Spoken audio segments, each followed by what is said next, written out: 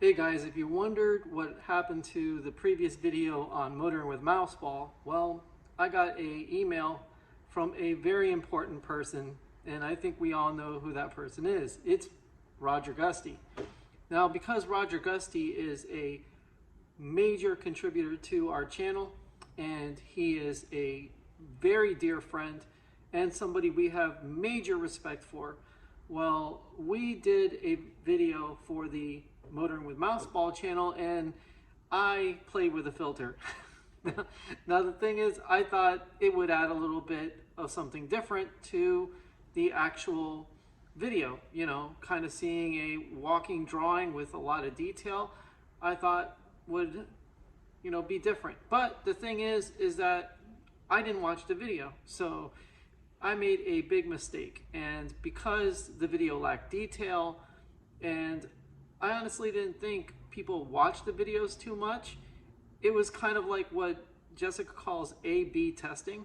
In other words, you just throw something out there to see if it succeeds or fails and get the reaction from the audience. Well, that reaction from Roger Gusty was asking for the original format to return. In other words, just put everything back to normal. And you know what? When it comes down to AttackMouse Nation community members, and especially the ones who support and keep us afloat, well, you get exactly what you want. And that's why I made this introduction video to the fuel-fed Citreon SM, a Roger Gusty production. And when I put Roger's name on a video, I want to make sure that Roger is pleased with it. Now, if you want to be part of that, if you want to have creative control on the videos, and obviously Roger is very nice about letting us know his critiques and his constructive criticism on our videos, which actually help us make our videos better. See, the whole point is that I don't know it all, and I'm new at making videos, and the audience is always right when it comes down to video production. So yeah, Mama Mouse won't bend on some things, like the new format we're doing. We believe that it's a great way, and plus, not to mention that many other YouTubers have utilized this format for a long time. Now, are we going to do it every video? Of course not, because it doesn't make any sense to do it that way. We want to keep our customers or our audience happy.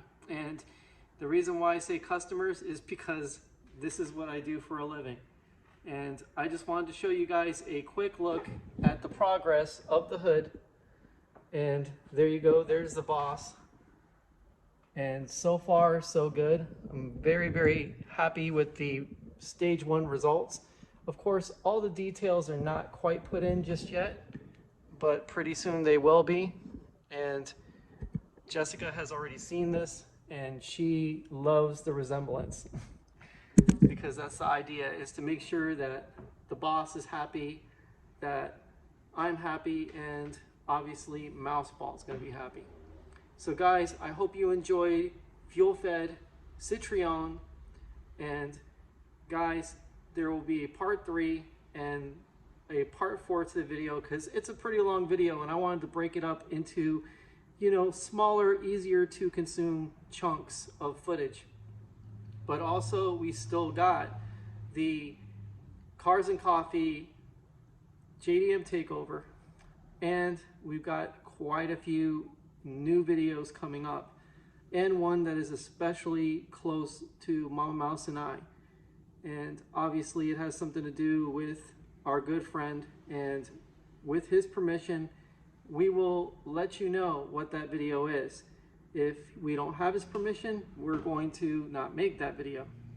So guys, enjoy, and welcome back to the original format. Anyway guys, we're going to take a look at a couple of these. This Volvo is actually super nice. Obviously, I've gone over this Alpha from before in the previous video, but this Volvo, I really like the shape of this car. The actual yellow is super cool. I mean, it's kind of like a off chroma, and this is a Volvo 1800 ES. Now, it has a shooting brake style look, And the steel wheels really complement the way the car looks. But right here, this is really crazy. This particular car, I mean, just look at that. I don't know if it's an Alvis. Okay, so this is probably the Alvis limo. And the other Alvis that we had from before, you know, that was shown off, that particular car was quite small. But look at this right here. I mean, this is as basic as you can get, with an engine block, with an intake. I mean, this is where it all started.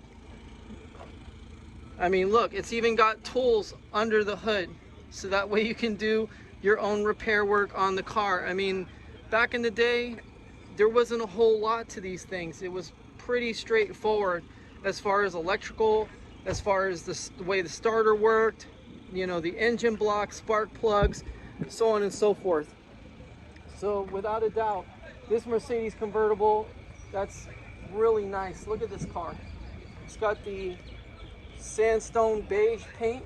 At least I think that's what the color is. But regardless, at the end of the day, Mercedes always makes a really nice car. I mean, the interiors are very sparse, but plenty of actual accoutrements and things that make an actual luxurious experience with these cars. Now, this is obviously a classic BMW. This one right here is an M3. This is what you would call the E36. So E36 BMWs are a staple amongst car culture, and this one looks like it's been completely unmolested. You know, in other words, not modified. Original BMW M3 wheels, original M3 seats. Well, it's got a Momo steering wheel with a quick release, so it has one modification on it. The yellow is really gorgeous. Again, kind of mimics that Volvo over there, but not by much, because obviously this is a lighter shade of yellow. I'm trying to remember what the color is, because this is definitely you know, a unique yellow for BMW. But again, a lot of these BMWs here, they have really unusual colors, especially this green 3.0 CSI, and this one right here, which is a turquoise 3.0 CSI. I mean, again, this is where kind of the modern BMW grills come from. And obviously right here, this is my dream car, Ferrari 360 Spider, 3.6 liter, 5 valve per cylinder, around 400 horsepower. And this one has the actual gated shifter. So whoever owns this, please don't get rid of it. It's awesome. I mean, you're never ever gonna find a Ferrari with a gated shifter ever. And the leather and the dash and everything is still intact. There's a little bit of wear in it, but that's great, because if there's wear on the car, that means it's been used, it's been driven. And that's what you want to look for. You don't want to look for a garage queen. You want to look for a car that's actually been driven and used. And this particular paint is highly unusual on a Ferrari. You usually don't see these light pewter silver or pewter blue colors on a Ferrari 360 or a Ferrari of any kind for that matter. So that's another way for this individual to stand out. Now, this Jaguar right here, let me see what kind. Is it XK 140? No, this is XK 150. So Jaguar, what they would do is every time they came out with a high-end model, they would call it an XK. Now, the XK would have a designation of how fast it would go in top speed. So you had the XK 120, and I think the XK 140, if I remember, and now you have the XK 150. Now, correct me in the comments if I'm wrong, because again, you know, I have limited knowledge on Jaguar as far as going way back, but still appreciating the car is why you're a car enthusiast. You might not know everything about a particular brand, but you can definitely appreciate the car for what it is. And then right here, this is by far one of the most unusual Volkswagens in the whole lineup right here. This Volkswagen is a, I think, A12. It's a Wolfsburg edition, and it's mint. This car is absolutely mint. Oh, it's a 412, Volkswagen 412. Okay, so I corrected myself there, but I mean, again, everything is very, very well preserved. I mean, you can't even imagine a car this age looking this good, because usually most cars are not in this kind of condition. Wow, look at the wheels. The wheels look awesome too. Just a lot of amazing cars out today. And I want to bring you out over here to this particular car. Now, obviously, this is a mainstay at the show. And look at the difference between this particular model, which they've modernized, and a modern 911. I mean, it looks awfully similar, doesn't it? I mean, that's the nice thing about Porsche. They haven't really changed a lot. Now, Citreon, right here, this is a French car. And right here, you have the single spoke steering wheel. And look how the manual transmission or automatic transmission is. It looks like it's a manual. So let me see. No, it's got 2 pedals. So it's an automatic, but well preserved. The seats have this unique shape to them that I've never seen before, ever. And also look at the ovals for the actual gauges. That's just crazy. And right here, that's incredible. You have a Maserati engine pointed backwards in the front end. I mean, look at this. This has a actual jack shaft that runs all the accessories completely remote from the engine.